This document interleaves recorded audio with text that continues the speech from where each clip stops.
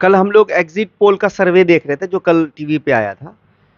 तो हम ये सोच रहे थे कि पता नहीं, हंसी भी आ रही थी हमें, क्या दिखा रहे हैं। क्योंकि सीमांचल को तो कम से कम हम तीनों चैनलों ने यहाँ मौजूद हैं। हम्माद साहब हैं मेगा मीडिया बिहार से, आमिर साहब हैं अररिया लाइव से, और मौजूद हैं, और फैसल साहब भी हैं, ये भी हमारे साथ कई बार इधर उधर नजर आए होंगे आपको। तो हमने ये सोचा कि चलो हमारी जो फाइंडिंग है, हमारी जो ऑब्जर्वेशन है, इसको डिस्कस करें। तो आज संडे भी था, तो हम आ गए फैसल साहब के घर पे। उस बहाने से चलो चाय भी पी लेंगे, बिस्किट विस्किट भी इनके यहाँ ये बता रहे हैं कि बाहर से आया है, अच्छा लग रहा है देख करके। तो इसको खाते हुए हम लोगों ने सोचा कि कुछ डिस्कशन करें। तो चलिए सबसे पहले हम फैसल साहब, क्योंकि यहाँ के लोकल लीडर हैं और पॉलिटिक्स को अच्छी तरीके से समझते हैं, तो हम उनसे ये समझने की कोशिश करते हैं कि उनकी क्या ऑब्जर्वेशन है चुनाव को लेकर के, क्योंकि सीमांचल में ये भी एक्टिव रहते हैं। तो आइए उनसे बात करते हैं।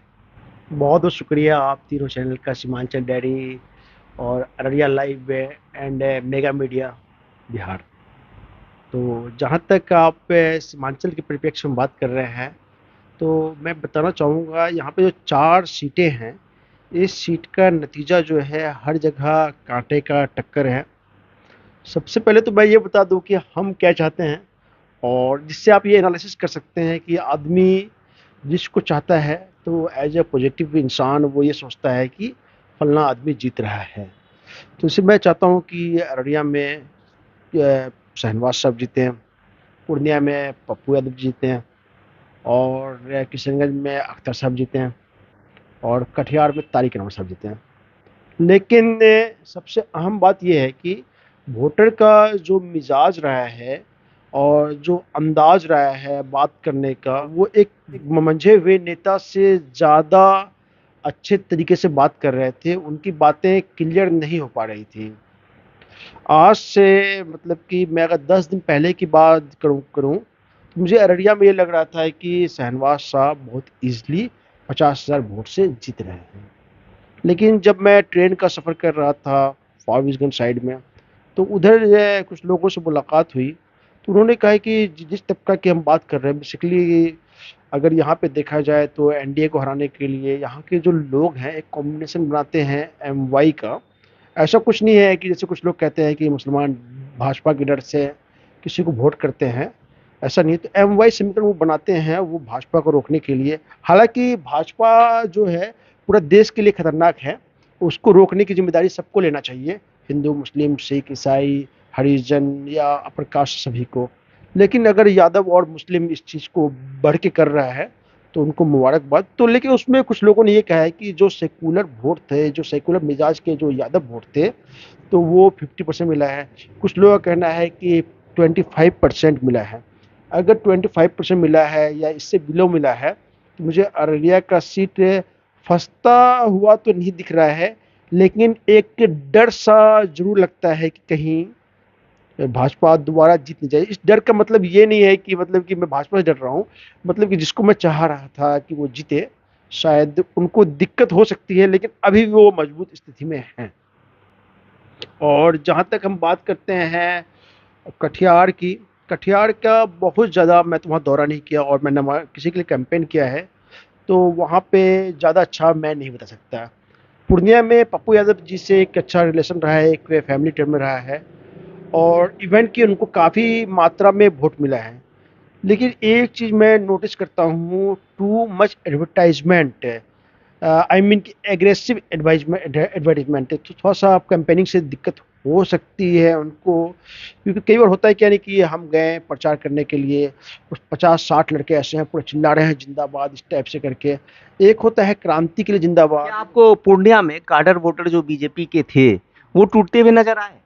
देखिए है क्या कि पप्पू यादव का जिन्होंने इलाज कराया, तो वो वोट जो अगर कैडर भाजपा को हो या आरएसएस का हो, वो पप्पू यादव जी को तो आया ही है। लेकिन मैं दूसरा कैलकुलेशन ये करता हूँ, पप्पू यादव जी अगर 2 टर्म या 3 टर्म रहे या 4 टर्म रहे, तो अगर आप उनको गुना करते हैं 365 डेज से, मान लीजिए कि वो आपका आगे 1500 डेज भी अगर वो मतलब कि अपने कैंप में दिल्ली में काम के मरीज के लिए अगर 10% भी आता है तो वो बहुत ज़्यादा 15,000 हो सकता है।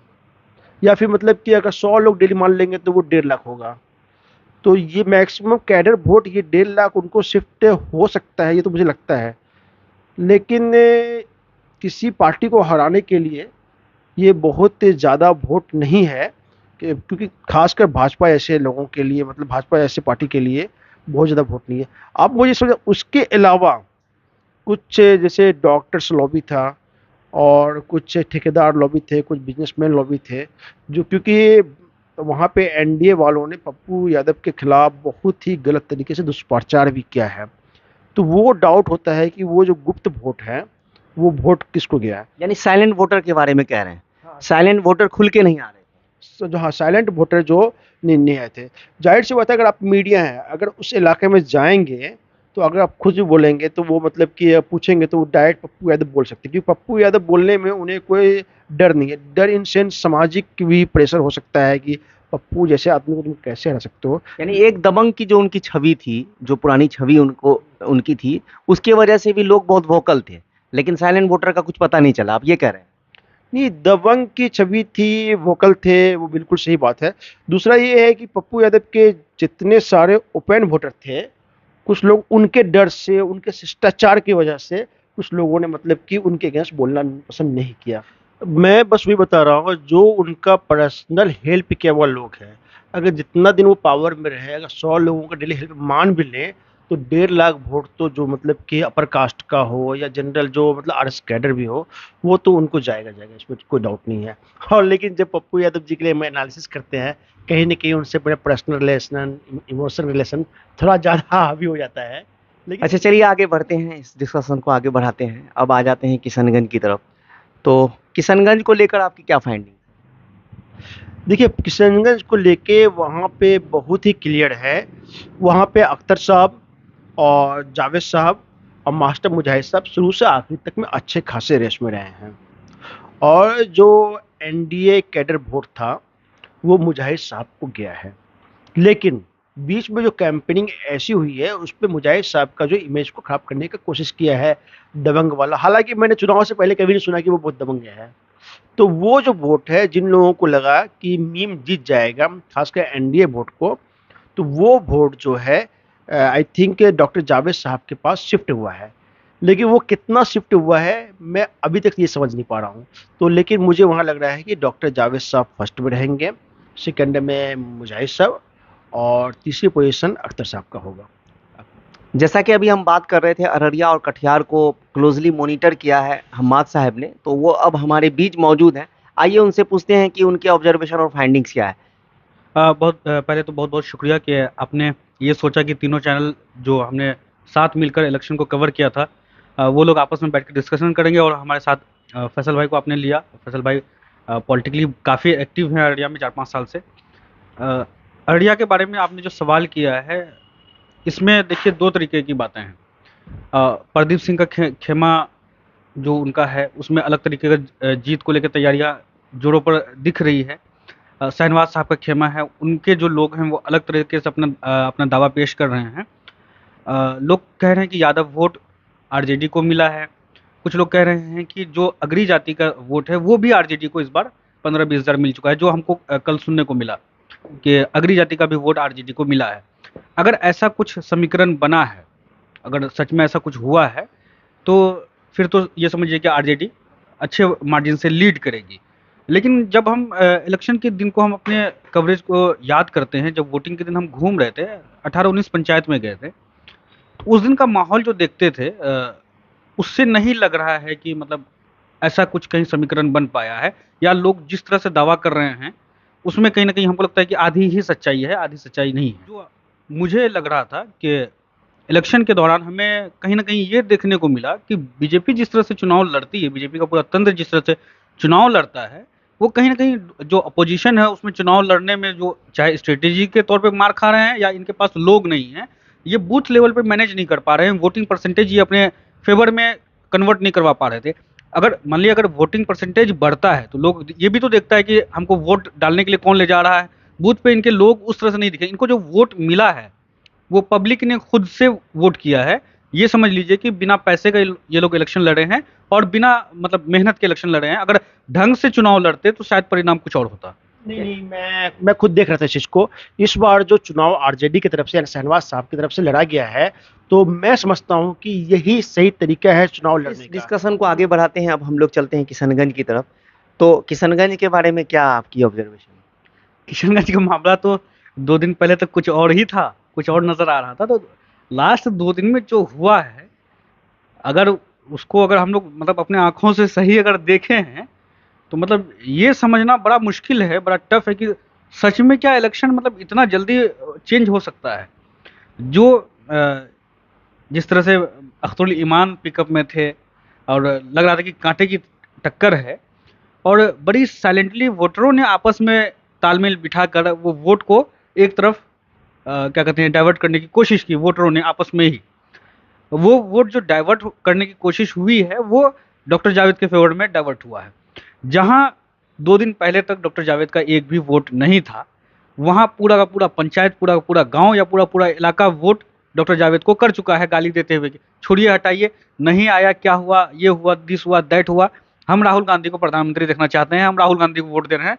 डॉक्टर जावेद, ये चीज अमूमन एनडीए के लिए देखने को मिलती थी कि हम मोदी को देख करके वोट डाल रहे हैं, लेकिन किशनगंज में इस बार इंडिया के ब्लॉक में ये देखने को गया कि डॉक्टर जावेद को हम वोट नहीं डाल रहे हैं, राहुल गांधी को वोट डाल रहे हैं। अच्छा, 3 लाख वोट जो अपने आप में कैडर हर साल गिरता है एनडीए के फेवर में, उसको आप इग्नोर कैसे कर सकते हैं? देखिए, वही तो हम बोल रहे हैं कि जो चुनाव है वहाँ का इसलिए दिलचस्प है कि जिस तरह से एमआईएम ने अभी कुछ दिनों पहले एमआईएम के लोगों ने जो वो एक डेटा बनाकर डाला था अलग अलग विधानसभा में किसको कितना वोट आ रहा है, उस हिसाब से वो लोग लीड कर रहे थे।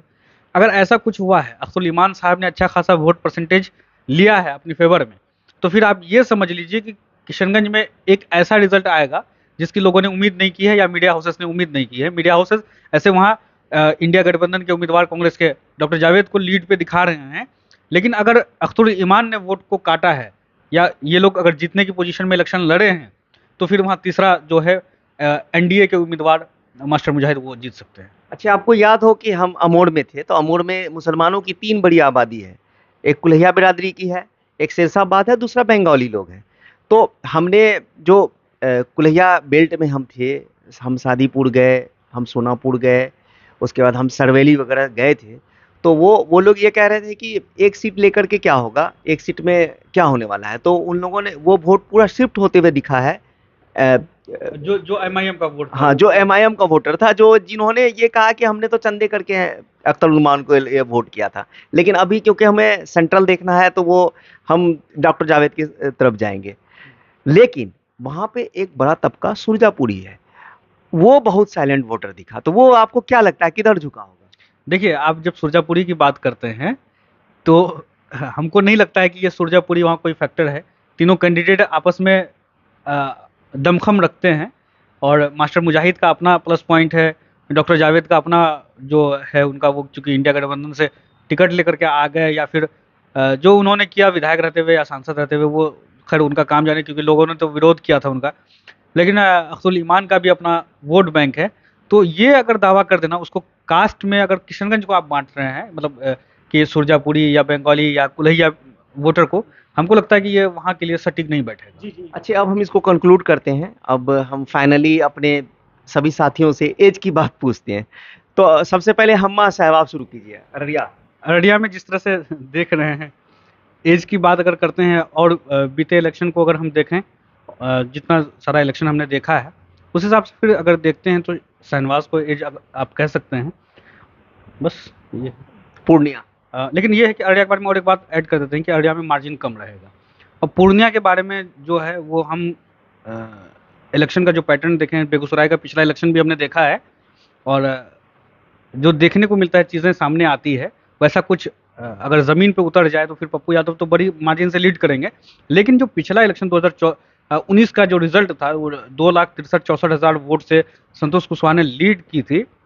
और जो वहाँ पप्पू सिंह हैं, वो उन्होंने कांग्रेस के टिकट पे चुनाव लड़ा था। लेकिन अगर उस तरह से कुछ उस डाटा को अगर आप दिमाग में रखेंगे तो फिर संतोष कुशवाहा को आप ऊपर कह सकते हैं।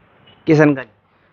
किशनगंज में तो डिस्कशन साफ है कि पहले तो त्रिकोणीय मुकाबला था, कहना मुश्किल था, लेकिन बाद में जिस तरह से वोट डॉक्टर जावेद के फेवर में कन्वर्ट हुआ, राहुल गांधी को लोगों ने देखते हुए वोट किया है, तो उनको कहीं ना कहीं फायदा दिख रहा है। लेकिन जिस तरह से अब्दुल ईमान साहब के जो लोग हैं वो दावा कर रहे हैं कि वोट कटा है, तो फिर मास्टर मुजाहिद भी निकल सकते हैं। कटिहार कटिहार में तो अभी डिस्कशन में हमने कहा कि एनडीए के लोगों ने तारिक अनवर का जो इमेज है उसको बनाने की कोशिश की कि ये सिर्फ चुनाव के समय में आते हैं। अगर ऐसा कुछ हुआ है तो फिर जेडीयू के कैंडिडेट जीत रहे हैं।